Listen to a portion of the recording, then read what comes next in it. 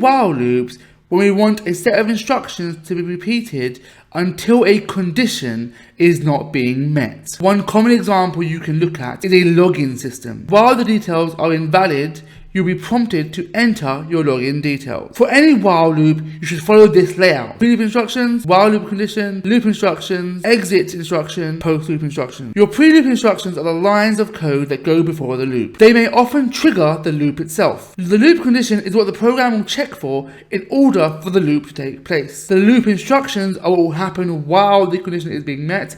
Make sure these are indented so they are part of the while loop. The exit instruction allows the loop to eventually come to an end. This must also be indented as part of the loop. Finally, the post-loop instructions are what will happen when the loop is no longer being met. Here's an example of a while loop that repeats the message "Hello World" 7 times. Our pre-loop instructions set the variable count to 0. Here's our condition, which shows that while the count is less than 7, we're in the loop. There are 2 loop instructions, one that outputs a message, then this line here. This line is important as it lets us eventually leave the loop.